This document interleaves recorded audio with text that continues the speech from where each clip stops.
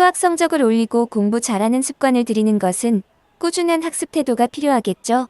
그보다 더 중요한 것은 이해하고 알게 된 것을 아깝게 놓치지 말고 노래 부르듯 암기해서 어디든 적용할 수 있도록 숙달시키는 것입니다. 이 실천 부족 때문에 항상 아쉬운 결과를 가져오죠.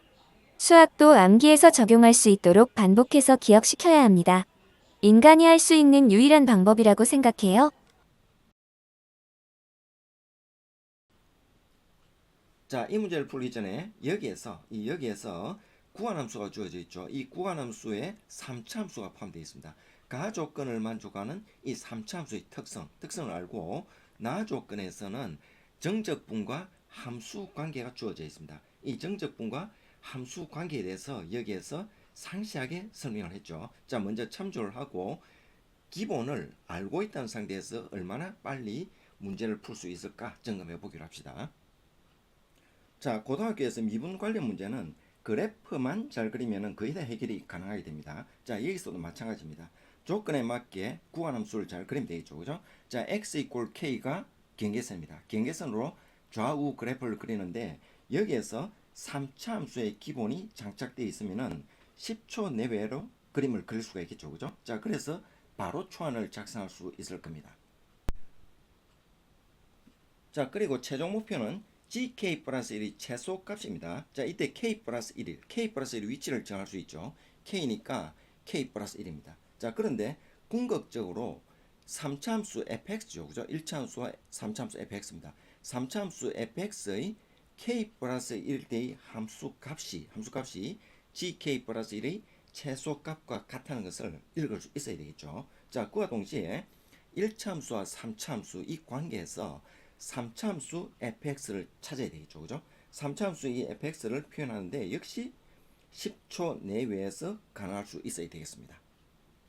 자, 이제 경계선 K에서 미분 가능하기 위해서는 연속이 돼야 되고 좌미분계수, 우미분계수가 같아야 되죠. 자, 그래서 fk는 k가 돼야 되고 f'k는 2가 돼야 됩니다. 자, 여기에서 fx를 구해야 되는데 fx는 참수 방정식을 이용한다고 했죠. 그죠? 자, 여기 이 내용입니다.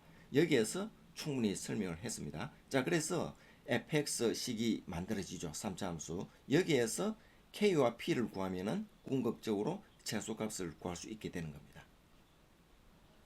자, 이제 k 값을 구하기 위해서 나 조건을 활용해야 됩니다. 자, 나 조건에서는 모든 실수 x에 대하여 조건이 주어져 있죠. 자, 핵심 포인트입니다. 자, 두 함수 값이 주어져 있죠.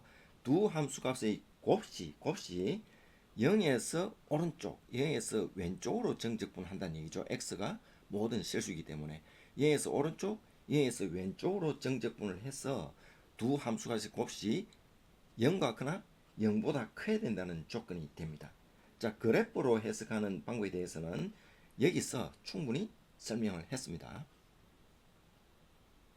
자, 이 문제에서는 이 함수는 고정되어 있죠. 자, 고정되어 있습니다. 그런데 gt라는 함수의 이 변화를 관찰하는 것이 핵심이죠. 그죠? 자, 숙달시켜서 시간 관리를 잘 해야 되겠죠. 자, 역방향과 정방향에 대한 정적분에 대한 충분한 이해가 필요한 문제가 되겠습니다. 자, 그래서 그래프를 분석한 결과 그래프가 0과 1을 포함한 0과 1 사이를 지날 때 조건식이 성립하는 것을 알 수 있었습니다. 그렇죠? 자, 따라서 x절편입니다. 이 그래프의 x절편이 2분의 k죠. 그죠? 자, 2분의 k라는 x절편이 0과 1을 포함하거나 0과 1 사이에 있으면 그래프가 성립되는 거죠. 그죠? 자, 그래서 조건식이 나왔습니다. 자, 그리고 다른 표현 방법으로 함수값으로 표현한다면 g1과 g0의 함수값입니다. 함수값이 0과 같거나 0보다 크고 또 0과 같거나 음수가 되면 똑같이 0과 1을 포함하고 0과 1 사이에 그래프가 존재하는 모습이 되죠. 그죠? 자, 그래서 정리하면은 0과 k가 2 이런 조건이 성립하게 되는 거죠. 자, 그리고 마찬가지로 두 번째 조건식도 그래프를 분석한 결과 2분의 k라는 직선의 x절편이 1과 같거나 1보다 큰 이쪽에 존재할 때 성립된다는 것을 알 수 있습니다. 자, 그래서 조건식에서 k가 2와 같거나 2보다 크가 되면 성립되죠. 그죠? 물론 함수 값으로 해석을 해도 되죠. 그죠? 그리고 두 조건이 모두 만족해야 되니까 두 조건을 만족하는 범위는 K가 2라는 수가 나오게 됩니다. 2로 확정이 된 거죠.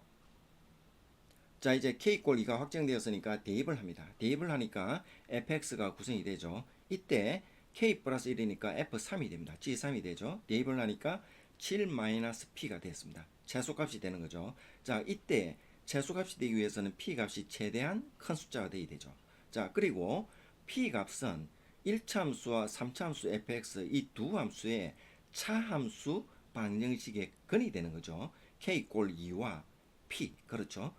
자, 그런데 P의 위치를 보면은 최대한 커야 되니까 나머지 접점을 제외한 나머지 한 개 교점이 최대한 오른쪽에 존재해야 되는 거죠. 자, 그런데 이 그래프 구조를 보면은 여기 이 접해가지고 이렇게 되니까 P값이 여기 존재하게 되죠. 자, 그런데 이 그래프는 이렇게 접해가지고 이렇게 되니까 교점이 오른쪽에 존재하게 되는 거죠. 자, 그래서 P값이 더 큰 위치에 있습니다. 자, 그래서 그래프 구조가 이 그래프라는 것을 직감할 수가 있죠. 근데 여기 특징은 P값은 변곡점보다 큰 위치에 있게 되고, 그리고 K=2보다 큰 위치에 있다는 것을 직감할 수 있죠.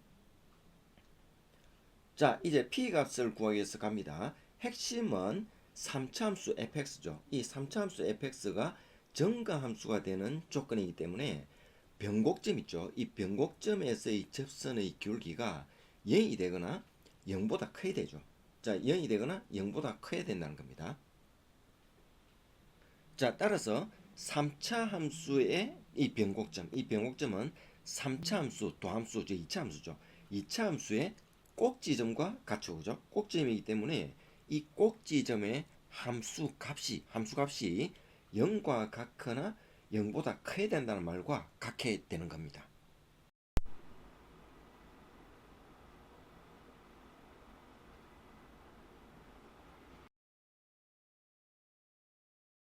자, 그래서 3차 함수 fx의 도함수가 2차 함수죠. 자, 2차 함수가 결과적으로 0과 같거나 0보다 커야 됩니다. 그렇죠?